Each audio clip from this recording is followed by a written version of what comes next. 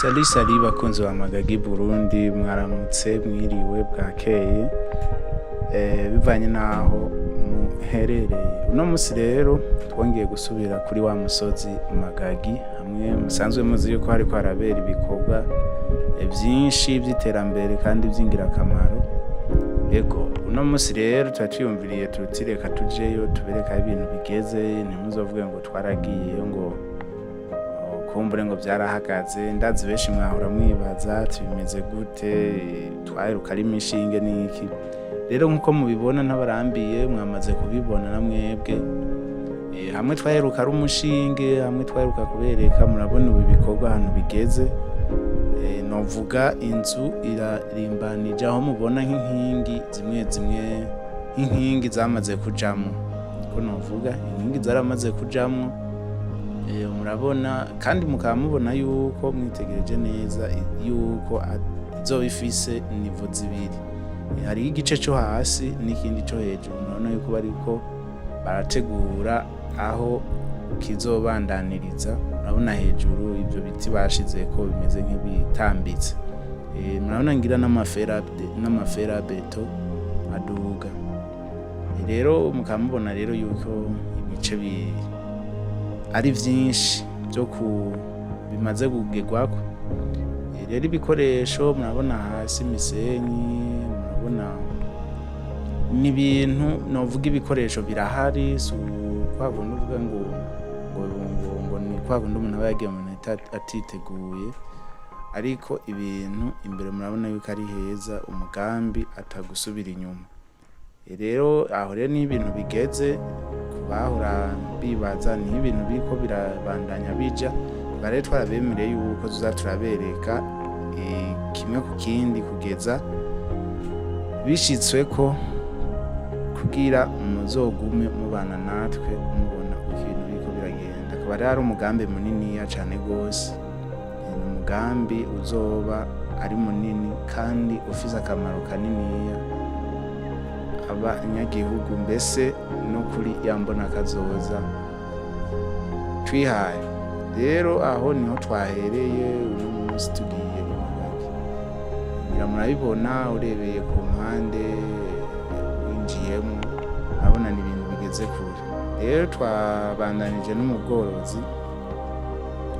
Murabona ibitungwa vy'ingurube. Aho rero nagira ndabereke, muribuka ca kiganiro duheruka kubereka kivuga ku mahereni canke iki canke twatuntu bambika ibitungwa mu ntumbero yo kumenya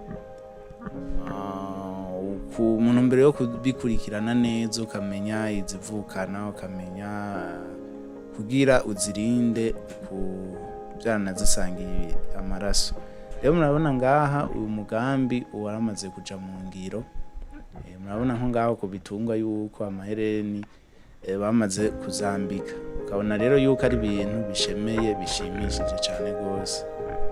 Yego twabandanije mu bitungwa, murabona nkazo ni zose mbere, kandi murabona yuko ziciye zigenda ziba mu ahatandukanye, novuga mu bice bitandukanye, mu vyumba.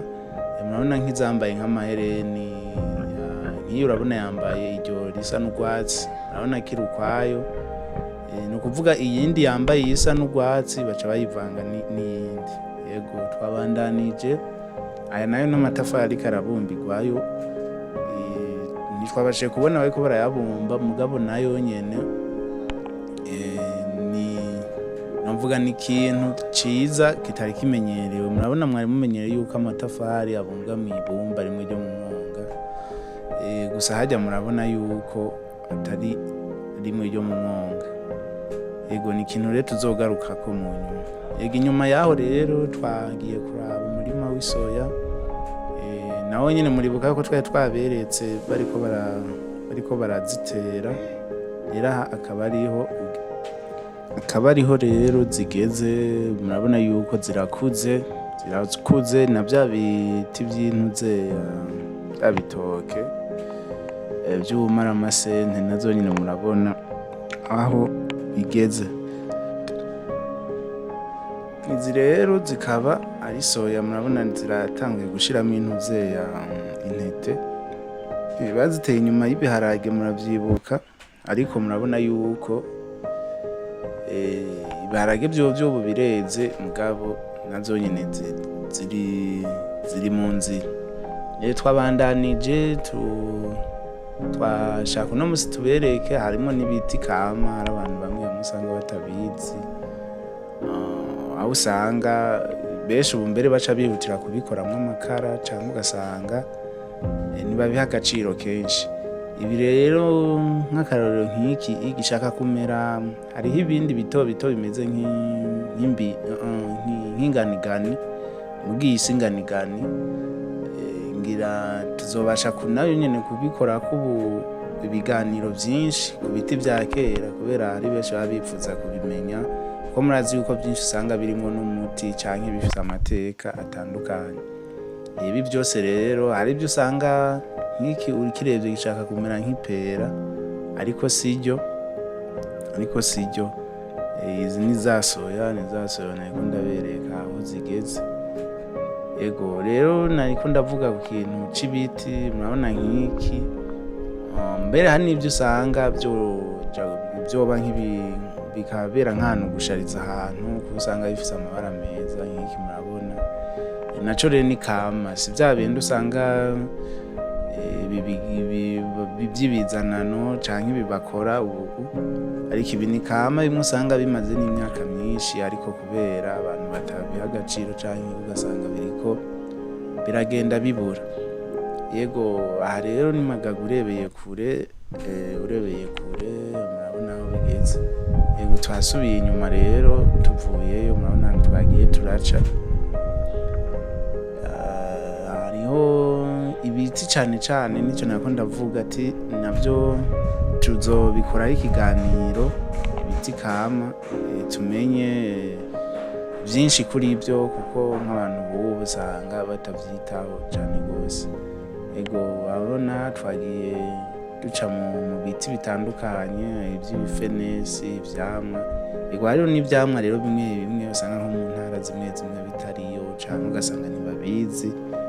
Ego, nk'ico narinde babwiye c'igifenesi, ni camwa abantu benshi badakunze kumenya, nko gutembera nko mu ntara zo muri sud, ariko nko ku batabizi murabona kiba kimeze nk'uku. Ndibaza benshi barabizi, ariko hariho n'abatabizi.